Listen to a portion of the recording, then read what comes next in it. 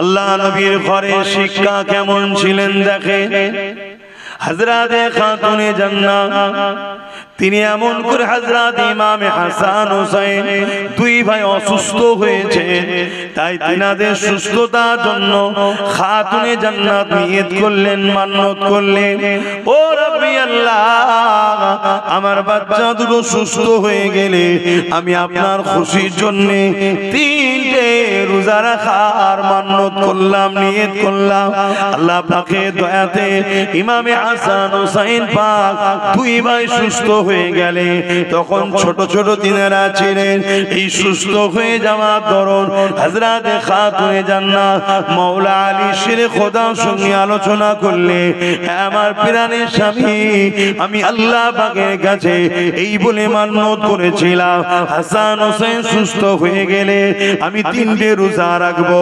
আল্লাহ পাক সুস্থ করে দিয়েছে, আমি রোজা রাখার ইচ্ছা প্রকাশ করছি। হযরতে মাওলা আলী বলেছিলেন, এ খাতুনে জান্নাত, আপনি একা কেন রাখবেন, আমিও আপনার সঙ্গে রোজা রাখবো। হযরতে মাওলা আলী রোজা রাখলে, খাতুনে জান্নাত রাখলে, হযরত ইমামে হাসান হোসেন তিনারাও উঠে পড়লেন, তিনারাও বলতে লাগলে, আম্মা জান, আমরাও সেহরি খাবো, রোজা রাখবো। এ যুবকেরা, ঘরে একটা কাজের মানুষ ছিল, যার নাম হলো ফিজ্জা, তিনিও বললেন, আম্মা আমাকে ইজাজত দেয়া হোক, আমিও নফল রোজা রাখবো। চারজন পাঁচজন হয়ে গেল রোজা রাখা, সেহরি খেতে লেগেছে। কি সেহরি খাচ্ছে? এ যুবকেরা, বাপেরা, মন দিয়ে শোনো গো, ঘরে কিছুই নাই, পানি দিয়ে সেহরি করা হচ্ছে, শুধু পানি। দোনো জাহানের সুলতানের বেটির ঘরের কথা বলছে, শুধু পানি। বাপেরা, নওজওয়ানেরা, তরুণেরা, এই সময়তে মাওলা আলী সকাল হয়ে যায়, হুজুর আমার কাজে খোঁজে বেরিয়ে গেলে, কেননা ইফতারে যদি কিছু পাওয়া যায় এর জন্য তিনি কাজে বেরিয়ে গেলে।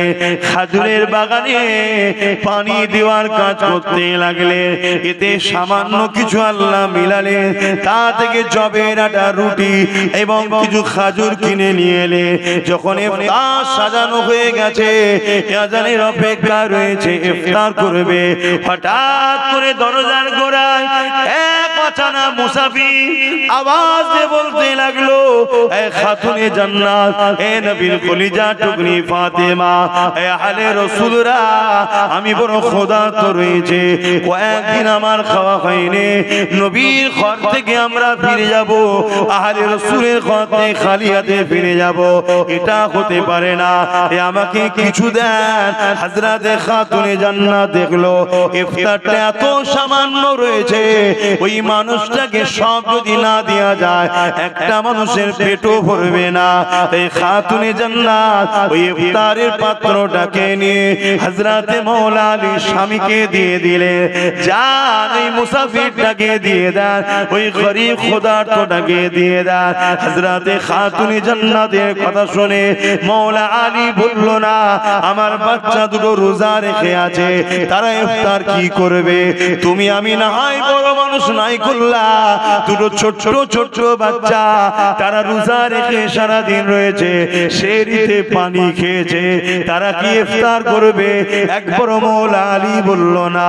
মাওলা আলী ইফতারের থালিটা নিয়ে গিয়ে, পাত্রটা নিয়ে গিয়ে ওই মুসাফিরটাকে দিয়ে দিল।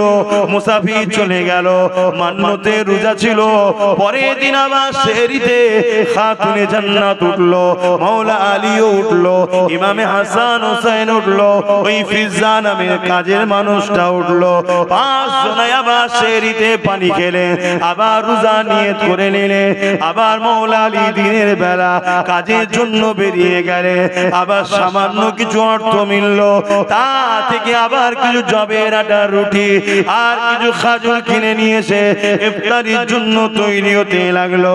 আজানের অপেক্ষায় রয়েছে, দ্বিতীয় দিনে সে ইফতারেতে হঠাৎ করে দরজার গোড়ায় আবার প্রথম দিনের না একজন একজন মুসাফির এসে সালাম দিয়ে আওয়াজ দিলে, এ আহলে রাসূলরা, আমি বড় ক্ষুধার্ত রয়েছি, আমাকে কিছু খেতে দেন, আমাকে ফিরিয়ে দেবেন না। হযরত খাতুনে জান্নাত প্রথম দিন স্বামীর হাতে তুলে দিয়েছিল। মায়ের নকশা কদমে চলে বাচ্চারা, এই জন্য বলা হয় বাচ্চাদের প্রথম শিক্ষিকা হলো মা। তাই হযরত ইমাম হোসেন পাক উঠে দাঁড়িয়ে গেলেন, ওই ইফতারের পাত্রটা নিলেন, সোজা গিয়ে ওই মুসাফিরের হাতে দিয়ে ঘরে এসে বসে পড়লেন। যে আযান দিল পানি দিয়ে ইফতারটা করে নিল। এ যুবকেরা, তরুণেরা, দ্বিতীয় দুটো রোজা রাখা হয়ে গেল। তৃতীয় দিনে সেহরিতে আবার খাতুনে জান্নাত উঠলো, মাওলা আলী উঠলো, ইমাম হাসান হোসেন উঠলো, ফিজ্জা নামে মানুষটা উঠলো, ফিজ্জা নামে কাজের মহিলাটা উঠলো। এমন করে সেহরিতে আবার পানি খেলেন, রোজার নিয়ত করে নিলেন। 3 দিনের দিনে মাওলা আলী তিনি আবার কাজে বেরোলেন। একভাবে পানি ছাড়া অন্য কিছু যার পেটে পড়েনি জিনার, তিনি বড় দুর্বল হয়ে গেলেন। 3 দিনে তিনি বড় কষ্ট করে কাজ করে সামান্য কিছু আবার অর্থ পেলে, তা দ্বারা জবেরাটা রুটি আবার খাজুর নিয়ে ঘরে ফিরলেন। 3 দিনের দিনে শরীর চলছে না। আমার নওজওয়ানেরা, নিজের দিকে তাকাও আর নবীর বংশের দিকে তাকাও। খানদানে রাসূল, আওলাদে রাসূল, নবীর কলিজা টুকরি খাতুনে জান্নাতের দিকে দেখো, ইমাম হাসান হোসেনের দিকে দেখো, মাওলা আলীর দিকে দেখো। পুরো কায়নাত জান্নাতের জন্য তৈরি হয়েছে, সেই ইমাম হাসান হোসেনের দিকে দেখো। তাদের জিন্দেগিটা কেমন ছিল আর আমার তোমার জিন্দেগি কেমন হচ্ছে। এত আল্লাহ শান্তি দিয়েছে, তাও আমরা ইসলাম থেকে দূরে সরে যাচ্ছি। আল্লাহ ছাড় দিয়েছে, ছেড়ে দেয়নি আমাদেরকে, ধরবে। এ নওজওয়ানেরা, 3 দিনের দিনও আগে 2 দিনের মতো যখন ইফতার রেডি হয়ে গেছে, এক মুসাফির অচেনা এসে আওয়াজ দিতে লাগলেন, এ আহলে রাসূলরা, বড় ক্ষুধার্ত রয়েছি, কিছু দেন, ফিরিয়ে দেবেন না। প্রথম দিনে খাতুনে জান্নাত মাওলা আলীর হাতে দিয়ে পাঠিয়েছিল। দ্বিতীয় দিনে ইমাম হোসেন হাসান পাক নিজে আগিয়ে চলে গেছে। তৃতীয় দিনে ইমাম হোসেন পাক ছোট ভাই তিনি উঠে দাঁড়িয়ে গেলে, ইফতারের পাত্রটা নিলেন, আগিয়ে গিয়ে মুসাফিরকে দিয়ে পানি পান করে ইফতারটা করে নিলেন। এ যুবকেরা, তরুণেরা, বাপেরা, আল্লাহ রাসূল ঘরে চলে এলেন ইশারাতে, এসে বলতে লেগেছে, মারে কি এমন কাজ তোমরা করেছো যার জন্য আল্লাহ বড় খুশি হয়ে গেছে। খাতুনে জান্নাত শুনিয়ে দিলেন, আল্লাহ নবী চোখ দিয়ে পানি বেরোতে লাগলো যে আমার বেটি দুনিয়ায় কি হালে রয়েছে, ইমাম হাসান হোসেন কি হালে রয়েছে, আমার জামাই মাওলা আলী কি হালে রয়েছে। কিন্তু নবী আমার ওখানেও হাত তুলে দোয়া চেয়ে বলেন, আল্লাহ আমার বেটির সংসারে তুমি রুজির বরকত দাও, আমার হাসান হোসেনের সংসারে বরকত দাও। নবী আমার ওটা দোয়া করেন, ওখানেও নবী আমার দোয়া করেছে, আল্লাহ পাক আমার উম্মতিদের হিফাজত করে। আরো জোরে বলুন সুবহান। আজকে সেই উম্মত আমরা কি করছি বলুন? বললেই তো আব্বাস সিদ্দিকীকে সমালোচনা করছে, গালি দিচ্ছে, ফোনে হুমকি দিচ্ছে, কাঁচা কাঁচা গাল দিচ্ছে বাপ মা তুলে। কেন? আজ ইসলাম মিটে যাচ্ছে, কথা বলছি তাই। ইসলাম মিটে যাচ্ছে, কথা বলছি তাই। ভাবুন, আল্লাহ কিন্তু ছাড়বে না। কত কষ্ট করে তারা এই দিনের জন্য সব কিছু কুরবান করেছে। আর আজকে আমরা আরাম আয়েশের জিন্দেগি কাটিয়ে ইসলামকে ক্ষতি নিজেরাই করছি। আল্লাহ ছেড়ে দেবে না, এখনো সময় আছে, তওবা করেন, পরিবর্তন হন, ভাবেন গরিবকে কিভাবে ভালোবাসতে হয়। দেখুন, আরো একটা নিকের কথা, আম্মা জান, অসুবিধা হচ্ছে না তো ভাই? আপনাদের অসুবিধা হচ্ছে না তো? কেন আমার পরে তারপরে নামাজ হবে বললো?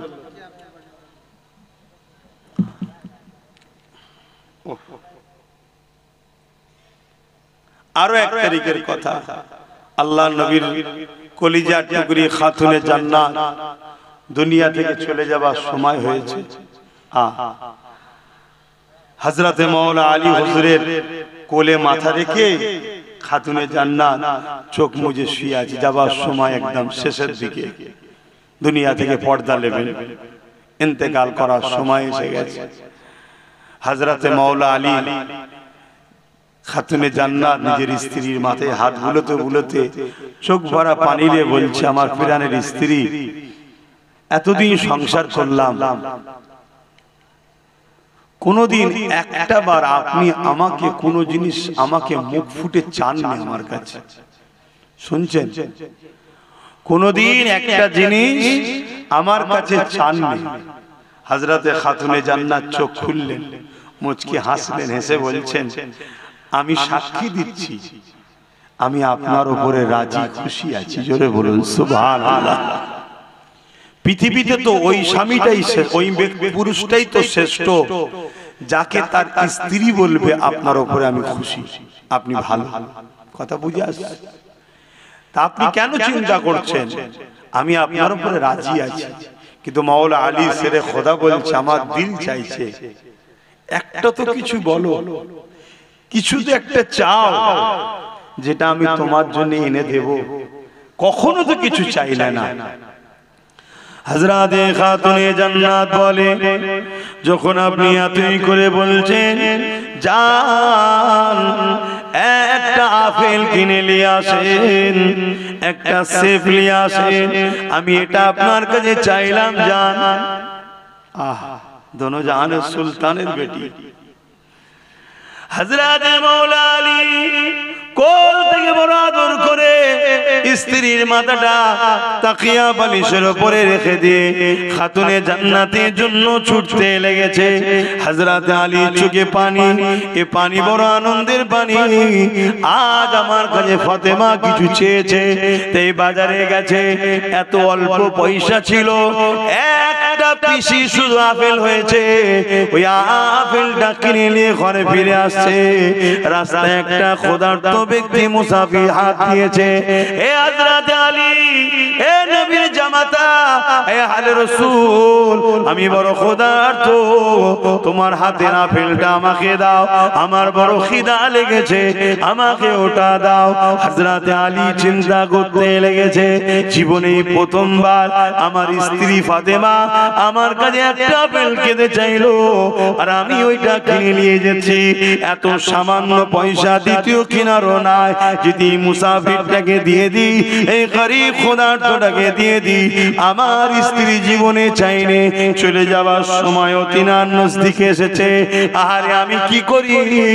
নিজের মধ্যে তোরপার হতে হতে ওই আপেলটা হযরতে মাওলা আলী ওই গরীবটার হাতে দিয়ে দিলে। কি তাদের প্রেম ছিল গরিবদের উপরে, দেখো, দিয়ে মন মরা করে আর ঘরে ঢুকছে। হযরতে খাতুনে জান্নাত মুচকি হেসে বলছেন, হ্যাঁ আমার প্রাণের স্বামী, আপনি আমাকে আপেল খাওয়ালে আমি জানা খুশি হতাম, তার থেকে বেশি ওই গরিবকে আপেল দিয়াতে আল্লাহ খুশি হয়েছে। জোরে বলুন সুবহানাল্লাহ, আরো জোরে বলুন সুবহানাল্লাহ। ভাই, ওলিরা যদি দূরের খবর দেখতে পাই, নবীর বেটি দেখতে পাই না, কি গো, আল্লাহ তাদেরকে সব দেখার ক্ষমতা দিয়েছে। তাহলে বলুন গরিবকে কিভাবে ভালোবাসতেন তিনারা।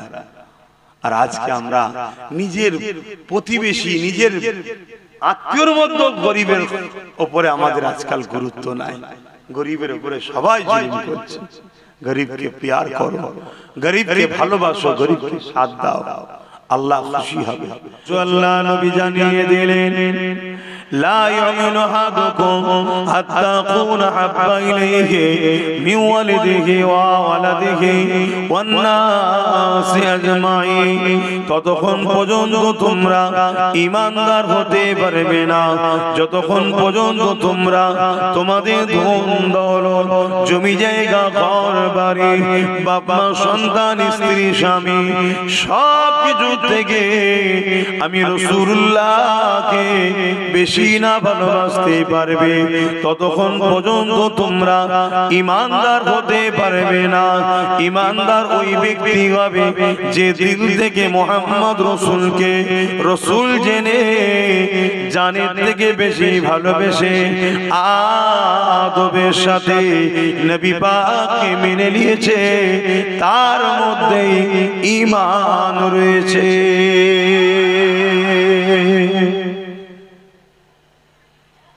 আমাদের উচিত রাসূলের আলোচনা বেশি করে করা দরকার।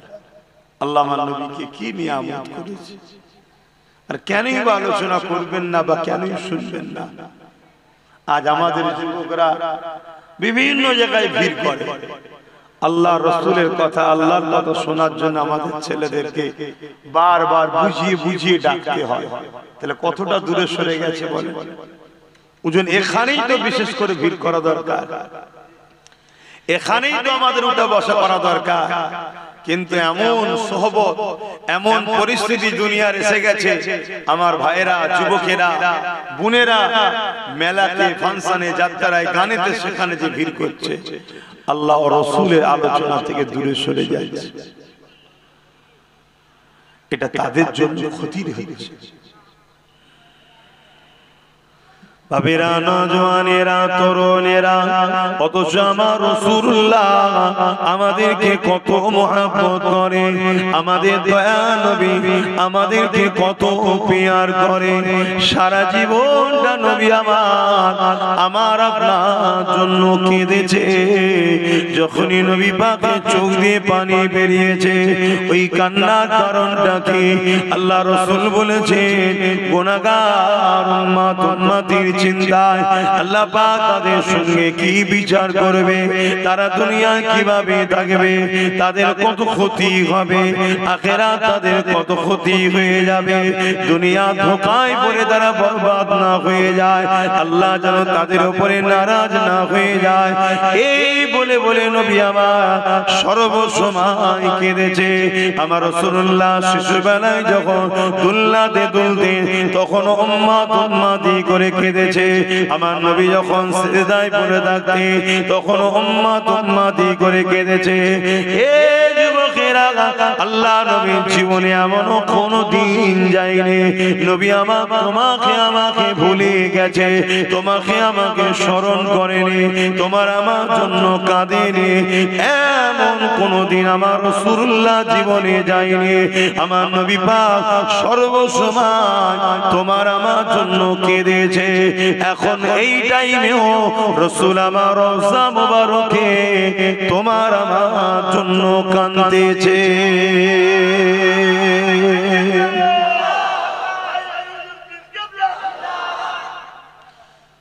আমরা কি কখনো কাঁদলাম রাসূলের জন্য? আমরা কি কখনো ভাবলাম আহা কত রাসূল মার খেয়ে জুলুমকে মিটিয়েছে, অন্যায়কে মিটিয়েছে, খুনকে মিটিয়েছে, নারীদের অধিকার দিয়েছে, গরিবের অধিকার দিয়েছে, বিধবার অধিকার দিয়েছে। আল্লাহ রাসূল কত কষ্ট করে পৃথিবীর মানুষকে আল্লাহ চিনিয়েছে। আমরা কি কখনো ভাবি সেই নবীর কথা? সেই রাসূল আমাদের কাছে একটা দিন রেখে গেছে, সেই দিনের পাহারাদার হয়ে আমরা বাঁচবো, এই চিন্তা কি আমার ভাইয়েরা বাপেরা কখনো করেছে? প্রত্যেকে যদি নিজের পরিবারটাকে গার্জিয়ান হয় যে আমার পরিবারে রাসূলের দ্বীনের বিরোধী কোনো কাজ হবে না, আমার পরিবারে আমি রাসূলের দ্বীনের পাহারাদার হব, তাহলেই তো সুন্দর একটা সমাজ গড়ে ওঠে। তো সেই আল্লাহর উপরে মহব্বত, নবীর উপরে মহব্বত, আল্লাহর সৃষ্টিকে ভালোবাসুন, তবে আল্লাহর রহমত পাবেন। যে কথা বলছিলাম ওই যুবকটা ওই বান্দাকেও আল্লাহ সেদিন নাজাত দেবে। জোরে বলুন সুবহানাল্লাহ। তো যে কথা বলছিলাম, ওই যুবকটাকে আল্লাহ পাক বলবে, বান্দা যা, আমি তোকে আমার রহমতের বিনিময়ে জান্নাত দিলাম। জোরে বলুন সুবহানাল্লাহ। কাশ ওই যুবক যদি আমি হই, কত সুন্দর হবে। কি হবে আল্লাহ জানে। এত পাপ থাকার পরও আল্লাহ তাকে নাজাত দিচ্ছে কেন? তার একটা কাজ আল্লাহর বড় পছন্দ হয়েছে। কি কাজ ছিল? প্রচন্ড গরমের সময় এক পশু রোদে বাঁধা ছিল, তাকে ছায়ায় বেঁধে পানি পান করিয়েছিল। আল্লাহ দেখে বড় ভালো লেগেছে। জোরে বলুন সুবহানাল্লাহ। তুই আমার সৃষ্টির উপরে দয়া করেছিস যখন আমার সৃষ্টি বিপদে ছিল, আজ আমি আল্লাহ তোর উপরে দয়া করব, এখন তুই বিপদে আছিস। জোরে বলুন সুবহানাল্লাহ। আজ যদি আমরা আল্লাহর শ্রেষ্ঠ সৃষ্টি মানুষকে যদি বিপদ মুক্ত করি, মানুষের উপরে জুলুম হচ্ছে যদি জুলুম থেকে মুক্ত করি, মানুষের উপরে মিথ্যা মামলা হচ্ছে তার হাত থেকে মানুষকে যদি বাঁচায়, মানুষ নেশায় আসক্ত হয়ে ধ্বংসের দিকে যাচ্ছে তার হাত থেকে যদি আমরা মানুষকে বাঁচাই, মানুষকে যদি খুন রেপ অশান্তির হাত থেকে মানুষকে যদি বাঁচায়, বা ক্ষুধার্ত মানুষের মুখে যদি খাবার তোলার ব্যবস্থা করি, এর থেকে মহান পুণ্যের কাজ আর কি হতে পারে? কথা বুঝছেন তো নাকি? অতএব এই কাজ অনেক নেকির কাজ, পুণ্যের কাজ। এই কাজ আপনারা করুন। মনে রাখবেন, একদিকে যেমন আল্লাহর সৃষ্টিকে বাঁচানো, আল্লাহ সৃষ্টির উপরে দয়া দেখানো, আল্লাহ আপনার উপরে দয়া দেখাবে, অপর দিকে আল্লাহর পেয়ারা নবী নূর নবীর মেহনতের কষ্টের ইসলাম আজ জালিমদের কাছে বড় খাতরা, বড় জালিমদের আঘাতের শিকার হচ্ছে। যেমন আমার দেশের কেন্দ্র সরকার ওয়াকফ কালা কানুন তৈরি করে আমার ইসলামকে মিটাতে চাইছে। নিশ্চয়ই আমরা এ বিষয়ে খবর রাখি না? এটা আওয়াজ দিয়ে বলুন। আজকে 2025 এখনো চলছে। এবছরে একটা আইন তৈরি করেছে ওয়াকফ কালা কানুন, সংবিধান বিরোধী, ইসলাম বিরোধী। এই আইনকে মানি না শুধু বললে হবে না, এই আইনকে বন্ধ করিয়ে মসজিদ মাদ্রাসা ইসলামের সম্পদকে বাঁচাবার জন্য জান মাল উৎসর্গ যদি আমরা করতে পারি, এর বিনিময়ে হাসতে হাসতে আল্লাহর নাজাত জান্নাত পাওয়া যাবে। জোরে বলুন সুবহানাল্লাহ। আরে মরণ তো একদিন হবে। কবে হবে? যেদিন লেখা আছে সেদিনই হবে। ঘরের মধ্যে দৌড় দিয়ে বসে থাকলো, মরণ সেদিনই হবে। আর বাইরে বেরিয়ে খালিদ বিন ওলীদের মতো 125টা লড়াইয়ের ময়দানে গিয়ে পুরো শরীরে ক্ষত বিক্ষত করেছে, তারপরও শহীদ হয়নি, বিছানায় শুয়ে মরণের দিনেই ইন্তেকাল করেছে। জোরে বলুন সুবহানাল্লাহ। কিন্তু আজ এসআইআর এর ভয়ে ওয়াকফ আন্দোলনটাই ভুলে গেছে। বন্ধ হয়েছে না? এসব তো পরিকল্পনা। ওয়াকফ আন্দোলন হলো পৃথিবী ব্যাপী আন্দোলন, ইন্টারন্যাশনাল আন্দোলন। এসআইআরটা যদি রাষ্ট্রীয়ভাবে করে, এর আগেও হয়েছে, এখনো হবে। নাম সংযোজন, নাম সংশোধন। মারা গেছে কাটা যাবে, 5 জায়গায় নাম, 4 জায়গায় কাটা যাবে, 1 জায়গায় থাকবে। বিবাহ হয়েছে, বাপের বাড়ির নাম বাদ যাবে, স্বামীর বাড়ির নাম থাকবে। কথা বুঝে আসছে তো? এটা হলো এসআইআর। এর বাইরে গিয়ে যদি বলো যে কাউকে ইচ্ছা করে নাম বাদ দেবে, অর্থাৎ মুসলমানকে তো টার্গেট করছে, শুনছি, ঠিক তো নাকি? তুমি বলো, তুমি এটা যদি তোমার নাম ইচ্ছা করে বাদ দেবে বলে, তুমি কি করবে? তোমার কি করার আছে বলো? তুমি পেরেছিলে তোমার 500 বছরের প্রমাণ হওয়া বাবরিকে বাঁচাতে? যে বাবরি সুপ্রিম কোর্টে প্রমাণ হলো ওখানে মসজিদ ছিল, ওখানে অন্য কোন ধর্মের ধাঁচা নিচই ছিল না, ওখানে নামাজ হতো, ওখানে মসজিদ ছিল, প্রমাণ হয়েছে সবকিছু সুপ্রিম কোর্টে। তারপরও তুমি কি তোমার মসজিদকে বাঁচাতে পেরেছো? তাহলে তোমার মধ্যে একটা সাধারণ মুসলমানের নাম যদি জোর করে বাদ দেয়, কাগজ নিয়েই কি করবে তুমি? কাগজ খুঁজছো? কাগজ নিয়ে কি করবে বলো? তাহলে বাঁচাবার মালিক কে, মারার মালিক কে? তাহলে সেই আল্লাহর দিকে তো আমাদেরকে রুজু হওয়া দরকার, যে চলো আল্লাহ আছে, আল্লাহ আছে। সে সব ছেড়ে দিয়ে এখন কাগজ খুঁজছে, আমার কি হবে, আমার কি হবে? আরে তোকে যদি মনে করে তাড়াবো, কাগজ থাকার পরেও তোকে তাড়িয়ে দেবে, তুই কিচ্ছু করতে পারবি না। কেন? তোদের কোনো রাজ পাওয়ার নেই। তাই যাদের হাতে পাওয়ার তারা কেউ তোদের নয়, না মমতা তোদের, না মোদি তোদের, কেউ তোদের নয়। একদম সাফ ভাষাই বলে দিয়ে গেলাম, লিভার হলে লে, আর না লিভার হলে মরগে যা, যা যেটা ভালো লাগে করবে যা। কিন্তু আমার বক্তব্য এটা, আল্লাহর দ্বীনের ঘর, মসজিদ, মাদ্রাসা, কবরস্থান, ঈদগাহ, খানকা, যেটা ইসলামের পহচান, 29 লক্ষ বিঘে জায়গা মুসলমান ধর্মের অ্যাসেট, মুসলিম ধর্মের পহচান, আজকে সেইটাকে মিটিয়ে দিবার প্ল্যান চলছে। সেটাকে ভুলাবার জন্যই হয়তো স্যার হতে পারে, কথা বুঝছেন না? বুঝেন না? সেটা ভুলাবার জন্য তো হতে পারে, সেটা ভুলে গেছি আমরা। সেটা কোনো আন্দোলন নেই। আলহামদুলিল্লাহ আজকে তারিখ পর্যন্ত প্রত্যেকটা জলসায় হলো একটুখানি হলো আমি বলছি ওয়াকাব নিয়ে, একটুখানি হলো আমি আলোচনা করি। কেন করি? শুধুমাত্র আমার মালিককে রাজি করার জন্য, যে আল্লাহ আমি আমার ক্ষুদ্র ক্ষমতায় আলোচনা করছি। এ জাতি যদি আমার সাথ দিত, আমার হাতে যদি অনেক পাওয়ার থাকতো, তাহলে হয়তো আল্লাহ আরো জোর আন্দোলন হতো। কিন্তু আজ আমার যতটুকু ক্ষমতা মালিক, আমি ততটুকু করছি। কিন্তু তোমাদেরকে কৈফিয়ত দিতে হবে তো আল্লাহর কাছে। বলো ওকা ভুলে গেছি না যাইনি? বলো বলো বলো, ভুলে গেছি? খুব সাবধান হও। আল্লাহ যদি তোমাকে দেশে রাখবে বলে, কারো বাপের মাজাল নেই তোমাকে দেশ থেকে সরাতে পারে। যে সরাতে যাবে আল্লাহ তাকে দুনিয়া থেকে সরিয়ে দেবে। শুনছেন তো নাকি? আর তোমাকে যদি আল্লাহ না সাহায্য করে, তুমি কাগজ রাখো আর যার পিছনেই দাঁড়িয়ে থাকো, তোমাকে কিন্তু তাড়িয়ে দিলে তোমার কিচ্ছু করার ক্ষমতা নাই। তাহলে কি আমি বলছি নাকি তুমি কাগজ টাগজ খুঁজবে না? করো না, কিন্তু তোমার মূল জায়গাটালে তোমার খবর নেই কেন? তোমার মূল বিষয়টা খবর নেই কেন?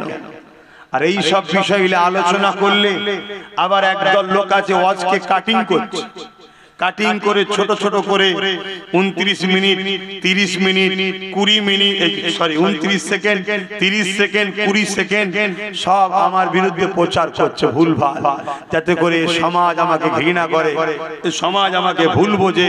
এসবও চলছে। এক কথা বুঝছেন তো ভাই? আবার কিছু উলামাকে দেখছি, কিছু সবাই নয়, কিছু পীর পীরজাদা বক্তাকে দেখছি যারা ওয়াকাব ভুলে গেছে, তাদের দুনিয়ার নেতা নেত্রীদেরকে জিতাবার জন্য পেরেশানে আছে। শুনছেন তো নাকি? তাদের মসজিদ লিদের কথা নেই। এই সব কিছুকে খেয়াল করে আমি যখন কিছু কথা কিছু কিছু জায়গায় বলেছি, সেগুলোকে পুরো না দিয়ে কেটে কুটে উল্টো পাল্টা করে ছড়িয়েছে। সমাজে বিভ্রান্ত ছড়াবে না ছড়াবে না? একটু বলুন না গো, বিভ্রান্ত ছড়াবে না ছড়াবে না? বিভ্রান্ত ছড়াচ্ছে। তার মধ্যে একটা বিভ্রান্ত হলো আব্বাস সিদ্দিকী বলেছে টিএমসি কে ভোট দেওয়া হারাম। শুনেছেন আপনারা? একটু হ্যাঁ কি না বলবেন তো? কারা কারা শুনেছেন একটু হাত তুলে সাক্ষী দেন। শুনেছেন? বাহ বাহ। তাহলে গালি গালাজও করেছেন তো নাকি? আমাকে গাল দেন না কেন? একটু শখ যাই দাও না। দিচ্ছে তো অনেকে, অনেকে তো দিচ্ছে। হায় হায় হায়, কি জন্য দিচ্ছি রে? না ওর বেঈমান, জালিম, অত্যাচারী, শয়তান নেতা নেত্রীর বিরুদ্ধে বলেছি তাই গাল দিচ্ছে। আর ওদের বেঈমান, শয়তান, জালিম নেতা নেত্রীগুলো আমার আল্লাহর মসজিদ মাদ্রাসার বিরুদ্ধে বলেছে, তখন ওদের মুখে কোনো কথা নেই। তাহলে মুসলিম না মুসলিম সূরাতে মুনাফিক? এটা আওয়াজ দিয়ে বলো। অ্যাকচুয়ালি আমি কি বলেছি সময় আর নেই তো, একটু বলবো 2-5 মিনিট। অসুবিধা হচ্ছে? খুব মন দিয়ে শোনেন। অ্যাকচুয়ালি আমি হুজুর পাক সাল্লাল্লাহু আলাইহি ওয়াসাল্লামের একটা হাদিস মানুষের সামনে রেখেছি। কি? অন্যায় দেখলে হাত দিয়ে রোখো, আমার নবী বলছেন। কি দিয়ে রোখো? হাত দিয়ে। যদি হাত দিয়ে রুখতে না পারো, মুখ দিয়ে প্রতিবাদ করো। মুখ দিয়ে যদি প্রতিবাদ করতে না পারো, অন্তর থেকে ঘৃণা করো।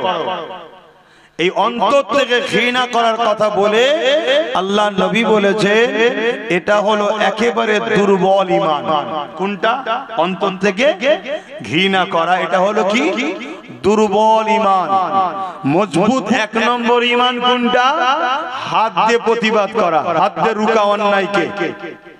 দ্বিতীয় নম্বর ঈমান কোনটা? মুখ দিয়ে প্রতিবাদ করা। দুর্বল ঈমান কোনটা? অন্তর থেকে ঘৃণা করা। যদি অন্তর থেকেও ঘৃণা না করতে পারে, তারপরে আর কোনো ঈমানের স্তর নেই। শুনছেন? এটা বলে আমি বলেছি কেন্দ্রের জালিম সরকার সংখ্যাগরিষ্ঠতা দেখিয়ে ওয়াকাফ কালা কানুন তৈরি করেছে। মসজিদ, মাদ্রাসা, কবরস্থান, ঈদগাহ, খানকা এগুলোকে প্রমোটিং করে বড় বড় কর্পোরেটদের হাতে তুলে দেবে, বিক্রি করে দেবে। এটা যে কেন্দ্র সরকার করতে চাইছে, এটা ন্যায় না অন্যায়? এটা আওয়াজ দিয়ে বলবেন সবাই। অন্যায়। রাসূল কি বললেন? অন্যায় দেখলে হাত দিয়ে রোখো। তাহলে এই অন্যায়কে রুখার জন্য হাত দিয়ে রুখতে হবে না? হবে না? ধরুন কোন মুসলমান হাত দিয়ে রুখতে পারলো না, দুর্বল, তাহলে মুখ দিয়ে প্রতিবাদ করতে হবে। ধরুন মুখ দিয়েও প্রতিবাদ করতে পারলো না, দুর্বল, তাহলে অন্তর থেকে ঘৃণা তো করতে হবে। তা না করে যদি কোন মুসলমান এই কেন্দ্রের জালিম সরকারকে ভোট দেয়, তার কি ঈমান থাকবে? আমি এটা বলেছি প্রথমে, বলে দ্বিতীয় বলেছি কি এই মসজিদ মাদ্রাসার জন্য আন্দোলন করব কেন্দ্র সরকারের বিরুদ্ধে। কার বিরুদ্ধে? জোরে বলো। কারণ আইনটা ও করেছে, ওর বিরুদ্ধে আন্দোলন করব। আর রাজ্য সরকার যদি বলে যে ওর বিরুদ্ধে আন্দোলন আমার রাজ্যে করা যাবে না, কেন আমার দাদা হয়, দিল্লি চলে যাও, এখানে আন্দোলন করলে সব থেকে বড় দুশ্মন আমি হব। তাহলে এ মসজিদ মাদ্রাসার দুশ্মন না দুশ্মন নয়? এই জোরে বলে। তাহলে মসজিদ ভাঙবে ও, এ বলবে রুখতে পারবি না। কথা বুঝছেন তো নাকি? যদি রুখতে যাস, সব থেকে বড় দুশ্মন আমি তোর হব। তাহলে আমার মসজিদের দুশ্মনের বিরুদ্ধে লড়বো, দুশ্মন এ হচ্ছে আমার। তাহলে এ মসজিদের বন্ধু না দুশ্মন? তো মসজিদের যে দুশ্মন হয় তাকে মানে না, আলাদা কথা। অনেক অন্য ধর্মের ভাই মসজিদ মানে না, কিন্তু মসজিদের দুশ্মন নয়। শুনছেন না? শোনেন। ইসলাম মানে না, কিন্তু ইসলামের বিরুদ্ধেও বলে না। মানুষ হিসাবে একে অপরে মিশবে, কারবার করবে, রাজনীতি করবে, সব করবে, মানুষে মানুষে মিশা যায়।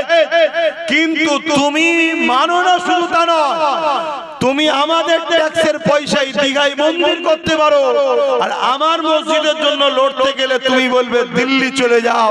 তাহলে অন্যায় করছে না নাই করছে? এর বিরুদ্ধে হাত দিয়ে লড়া দরকার আছে না না?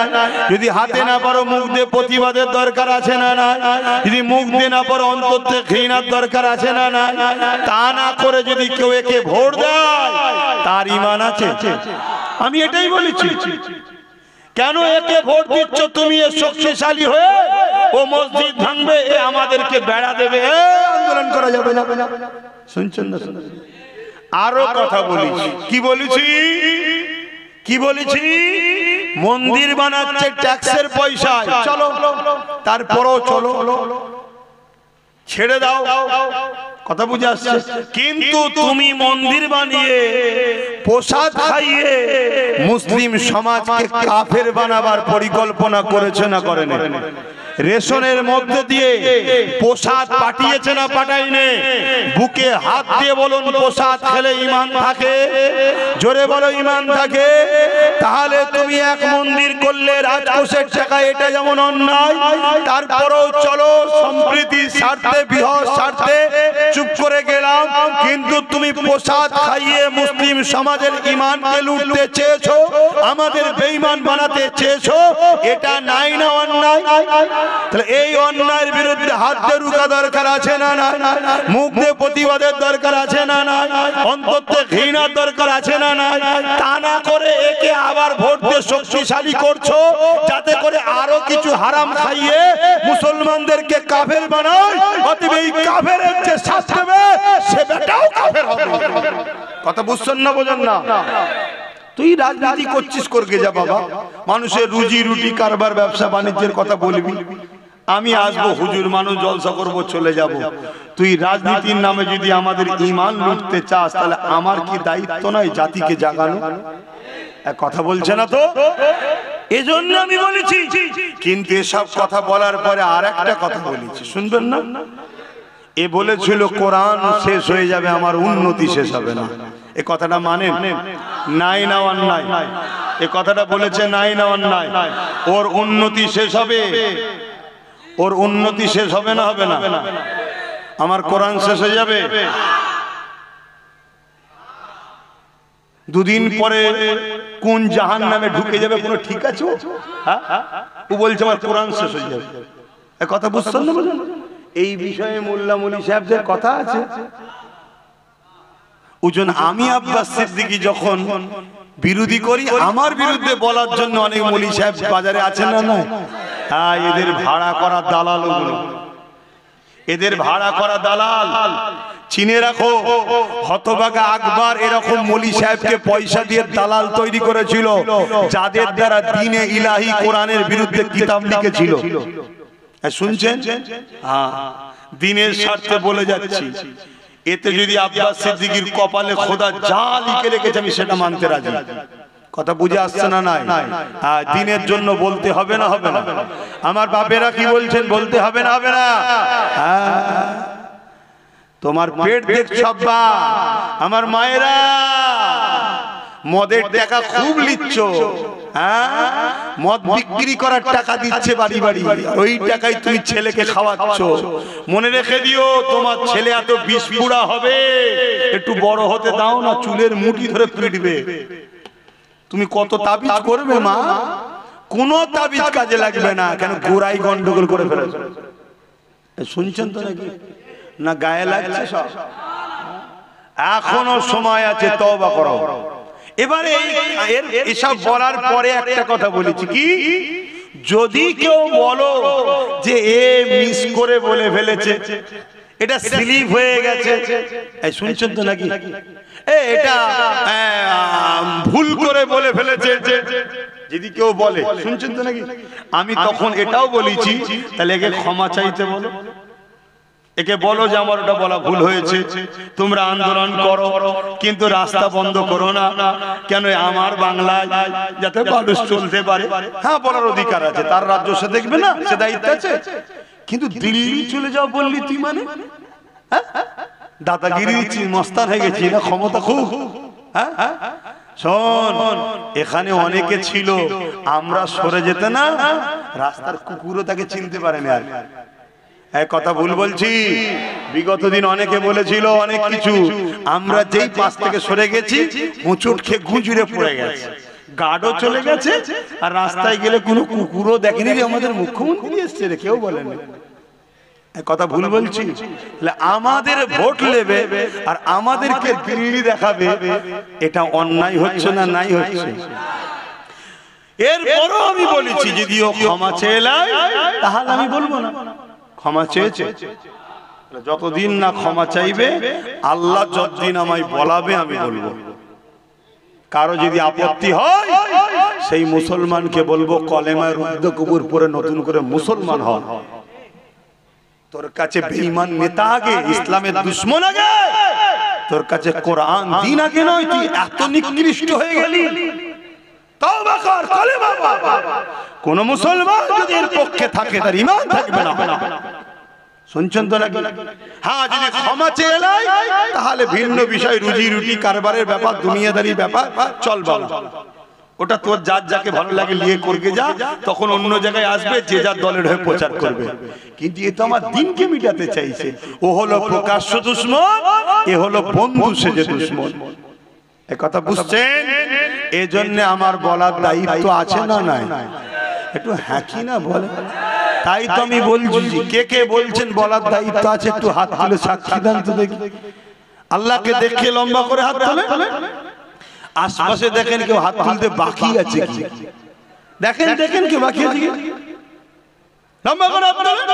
কেউ বাকি নেই তো? যদি কেউ বাকি থাকে তাকে শুধু চিনে রাখবেন, তার সাথে বিরোধী করবেন না, তাকে চিনে রাখবেন শুধু যে আমাদের কোরআনের পক্ষে নয়। ব্যাস মিটে গেল। কথা বুঝে আসছে না? নাই তো ভাইরা আমার, এইটাকে আবার কাটিং করেছে একদল মুনাফিক। কাটিং করে কোন একটা বুজুর্গ ব্যক্তির ওয়াজের সঙ্গে আমারটা সেটিং করেছে। কোন একজন বুজুর্গ ব্যক্তি তিনি কোনদিন বলেছিলেন একে সাপোর্ট করার কথা, শুনছেন তো নাকি? সেটা বলেছিল কখন? আজ থেকে 10 বছর আগে। কত বছর আগে? 10 বছর আগে তো আমিও ছিলাম, আপনিও ছিলেন, সবাই তো ছিল, ঠিক না বেটি? আচ্ছা বলুন তো ভাই, আজকে আপনি আমাকে সালাম দিলে উত্তর দেবো না? কালকে যদি আপনি ইসলাম থেকে বেরিয়ে যান আপনার সাথে সালাম কালাম হবে? 10 বছর আগে বলেছিল নাকি দিল্লি চলে যাও? 10 বছর আগে ওই দুর্গাপুরে বোলডোজার দিয়ে মাদ্রাসা ভেঙেছিল। 10 বছর আগে রাজ্য সরকার বলেছিল যে রাস্তার কুকুরকে খাবার দেবো, কুকুরের বাচ্চাকে, মাদ্রাসার বাচ্চাদেরকে মিড ডে মিল দেবো না, বলেছিল। 10 বছর আগে বলেছিল কোরআন শেষ হয়ে যাবে। 10 বছর আগে বলেছিল কোন একজন এমএলএ মমতাকে আল্লাহ বলছে, নির্মল মাঝি মমতাকে বলছে এটা আমাদের আল্লাহ। মানে কি হচ্ছে আমার ইসলামটাকে নিয়ে? তোরা রাজনীতি করছিস, করবি যা, আলাদা বিষয়। কিন্তু তুমি রাজনীতির নামে আমার ধর্মকে খিল্লি করবে, ধর্মকে মিটাবার চেষ্টা করবে, তাহলে কথা বলতে হবে। কি বলতে হবে না? হবে না? মনে রেখে দিও, আল্লাহ দ্বীনের জন্য একটা গরিবের নওয়াজি যথেষ্ট, আল্লাহ দ্বীনের জন্য একটা ফারুক আজমি যথেষ্ট, আল্লাহ দ্বীনের জন্য একটা আবু বকর সিদ্দিকী যথেষ্ট, আল্লাহ দ্বীনের জন্য কাকে আল্লাহ বেছে নেবে সে জানে, একটা মুজাহিদি যথেষ্ট। কিন্তু মনে রাখবে, বাকি যারা কমসে কম অন্তর থেকেও যদি ঘৃণা করো আলাদা কথা, তা না করে যদি ক্ষমতায় আনার জন্য সাপোর্ট করো গোপনে গোপনে, কেউ না জানুক, আল্লাহ জানছে না জানে না, তুমি জবাব দেবে আল্লাহর কাছে, মনে রাখবে। এবারে ওই একটা বুজুর্গ ব্যক্তির কথা আমার সঙ্গে জুড়েছে, তাহলে ইনি কি হবে? আবার অনেকে বলছে এ কথা বললে তাহলে সবাই তো বেঈমান হয়ে গেল। কেন? সবাই যখন দিয়েছিল তখন তো এই কথা বলেনি, এখন বলছে। এখন কেউ একা দেয় কি? দেখ না, যে যে দেবে শেষে বেঈমান। অসুবিধা কি আছে? পীর বলে ফতোয়া কি আলাদা নাকি? মুফতি বলে ফতোয়া আলাদা নাকি? মাওলানা বলে ফতোয়া কি আলাদা নাকি? নবীর হাদিস কেটে দাও। আল্লাহ নবী মিশকাত শরীফের হাদিসে বলছে, কেউ জালিম জানার পরেও তাকে যদি কেউ সাপোর্ট করে, সহযোগিতা করে, তাকে যদি কেউ সাথ দেয়, সে ইসলাম থেকে বেরিয়ে যাবে। শুনছেন না? শুনেন। তো সব থেকে বড় জুলুম কোনটা? ইসলামের বিরোধী করা না? সব থেকে বড় জুলুম কি ইসলামের বিরুদ্ধে কথা বলা নয়? কোরআনের বিরুদ্ধে কথা বলা কি সব থেকে বড় জুলুম নয়? তাহলে এত বড় জালিম জানার পরও, খুন খারাপই তো অগেত করছে, এত কিছু জানার পরও তুমি যদি সাথ দাও, মিশকাত শরীফের হাদিস রাসূলের, ইসলাম থেকে বেরিয়ে যাবে। এক কথা বুঝছেন না? বোঝেন না? এবার এইটা আমি কি ঘরে ঘরে ঘরে বুঝাচ্ছি না মাইকে? জোরে বলে। এতগুলো সব চোখ বসে আছে, এই যে দেখছেন না, এরা আবার কোটি লোকের কাছে পৌঁছাবে, এদের কাজ কোটি কোটি লোকের কাছে চলে যাবে, তাই তো নাকি? তা আব্বাস সিদ্দিকী যদি ভুল বলে থাকে, তোমরা যারা ভাড়াটিয়া মৌলী সাহেব আছো, তাহলে একজন ব্রিকেটের মাঠে বসা হোক না ডিবেটে, আমার ভালোবাসার মানুষগুলো জানবে আব্বাস সিদ্দিকী ভুল বলেছে, আমার থেকে সরে যাবে, এরা তোর তো উপকার হবে, বসা না। শুনছেন তো নাকি? আর যদি বলেন যে না, তাহলে বাপ ডাল মে কুছ কালা হ্যায়, ডাল মে কুছ কালা হ্যায়। আসো, বিগত দিন মসজিদ ছিল, মাদ্রাসা ছিল, দান করেছি স্পেনে। হাজার হাজার মসজিদ এখন সিনেমা হল না অফিস আদালত হয়ে গেছে, দান করবেন নাকি? তাহলে বিগত দিন তুমি ভালো ছিলে, বলেছিলে ভালো কাজ করব, মানুষ বিশ্বাস করে দুহাতে তোমার সাথ দিয়েছে, ওটা ছিল ভিন্ন বিষয়। আজ যখন তোমার মুখোশটা বেরিয়ে পড়েছে, অরিজিনাল মুখোশ খুলে মুখ বেরিয়েছে, অন্য রাজ্যে বিজেপি যা করছে তুমি বাংলাতে সেই করছো নাগপুরের ইশারায়।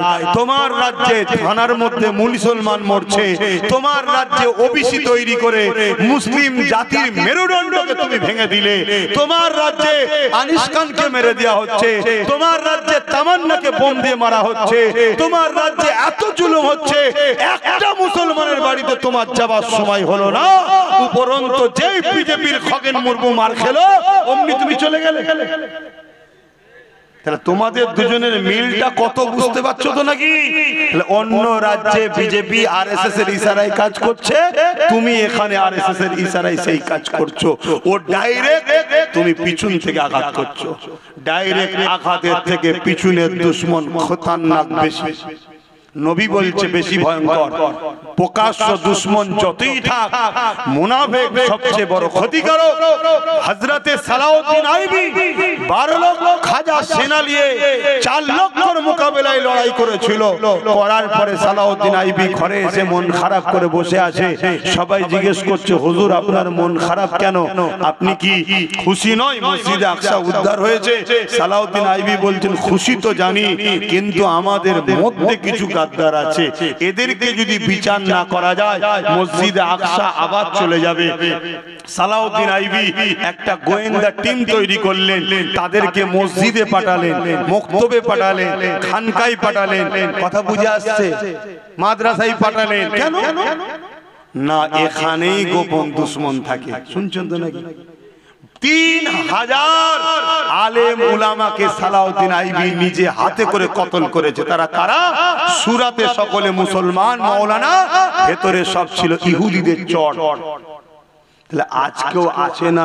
না জোরে বলে, চিনবেন কি করে? হক উলামা চিনার একটা নমুনা বলে যাচ্ছে। হক উলামা চিনার নমুনা বলে যাচ্ছি। যদি ভুল হয় উলামা ভাইরা ধরিয়ে দেবেন, উস্তাদ বলে আপনাকে সম্মান করব, আপনার পায়ের জুতো ঘুরিয়ে দেব, আপনার উজুল লুটা পিসাবের লুটাও বইব। পীরের বেটা তো কি হয়েছে, উস্তাদকে সম্মান করতেই হয়। আমার ভুল হলে ধরিয়ে দেবেন, উস্তাদের সম্মান দেব। আর যদি ভুল না হয়, প্রকাশ্য যদি সাথ নাও দিতে পারেন, গোপনে গোপনে আমার সাথে আছেন, এই প্রমাণটা আমার সাথে রাখুন। কথা বুঝে আসছে না? নাই, আমি জানি সব উলামা প্রকাশ্য আসার ক্ষমতা নাই, কারণ সে মজবুরিতে আছে। কথা বুঝে আসছে? কিন্তু গোপনেও যোগাযোগ রাখুন যে আছি ভাই যাই। কথা বুঝে আসছে না? নাই, হক উলামা চেনার নমুনা বলে যাচ্ছি। হক উলামা কোন দিনের জন্য সময়ের জালিম শাসকের সঙ্গে সম্পর্ক রাখবে না। কি বললাম? হক উলামা সময়ের জালিম শাসকের পক্ষে কখনো থাকতে পারে না। তার নমুনা দিলেন, দাদা হুজুর ব্রিটিশের বিরুদ্ধে ছিল, মুজাদ্দেদ আল-ফেসানি হতভাগা আকবরের বিরুদ্ধে ছিল, আমার ইমামে আজম সময়ের শাসকের বিরুদ্ধে ছিল, আমার ইমাম মালিক সময়ের শাসকের বিরুদ্ধে ছিল, ইমাম বুখারী সময়ের শাসকের বিরুদ্ধে ছিল। যুগে যুগে যুগে যত বড় বড় হাক্কানি উলামা এসেছে, তাদের সঙ্গে সময়ের জালিম শাসকদের টক্কর ছিল। কথা বুঝছেন? আর জালিম শাসকরা এই সকল উলামাদের উপরে হাজারো টর্চার করেছে, হাজারো জুলুম করেছে।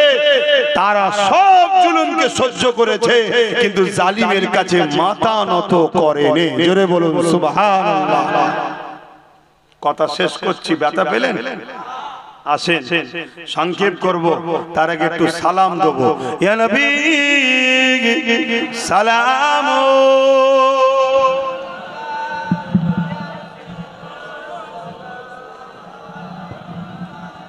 বাবা